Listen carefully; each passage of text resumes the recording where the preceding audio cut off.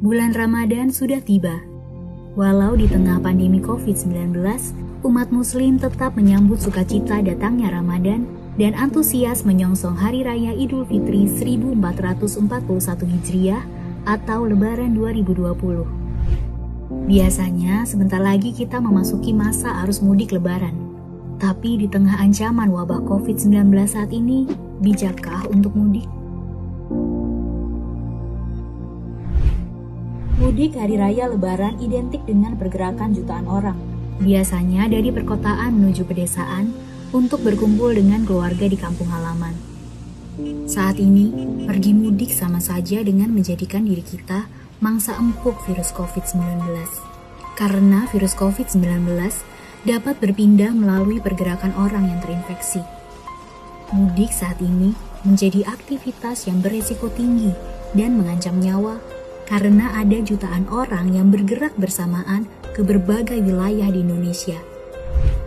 Di antara penumpang yang berada satu bus dengan kita, atau satu gerbong kereta dengan kita, atau satu pesawat dengan kita, bisa saja seorang di antaranya membawa virus COVID-19. Misalnya, A menimbang-nimbang untuk tetap di perantauan atau mudik. Karena merasa dirinya sehat, A memutuskan untuk mudik. A memilih mudik menggunakan kereta. Ketika dalam perjalanan menuju stasiun, A tertular dengan orang yang membawa virus COVID-19.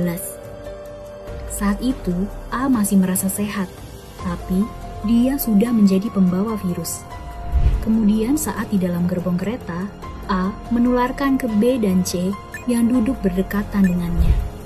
Ketika sampai di kampung halamannya, A, B, dan C menularkan virus COVID-19 ke keluarga mereka di desa masing-masing, dan virus COVID-19 pun menyebar luas di desa. Bayangkan jika ini terjadi pada jutaan orang. Pada mudik Lebaran tahun 2019 kemarin, terjadi pergerakan kurang lebih 19,5 juta orang ke seluruh wilayah Indonesia. Mobilitas orang sebesar itu sangat beresiko memperluas penyebaran COVID-19 menjadi berkali-kali lipat. Sebuah desa yang sebelumnya jauh dari ancaman nyata COVID-19 bisa terpapar virus tersebut hanya karena dibawa oleh seorang pemudik. Tapi coba kita kembali ke pilihan A di awal. A memutuskan untuk tetap di perantauan walaupun harus menahan rindu. A tetap menjaga silaturahmi dengan keluarganya dengan mengganti mudik fisik dengan mudik digital. Tiap saat berbuka puasa dan sahur, ia melakukan panggilan video dengan keluarganya. Begitu juga saat malam takbiran dan Hari Raya Idul Fitri.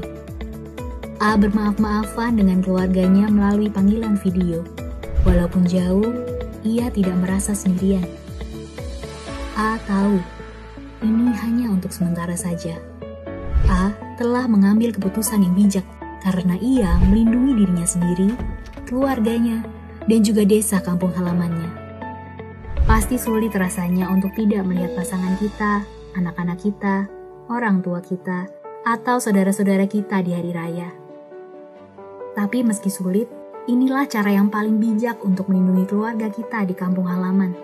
Dengan menunda mudik, kita tak hanya melindungi keluarga, tetapi juga tetangga satu desa, dan terutama diri kita sendiri.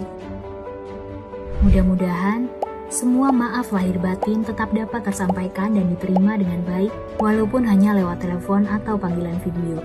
Ini akan jadi bagian dari pengorbanan dan ikhtiar kita untuk melindungi keluarga, supaya dapat berkumpul lagi dalam suasana yang jauh lebih baik.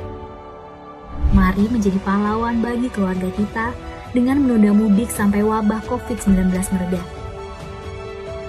Kita semua pasti bisa melakukannya dan melewatinya bersama-sama.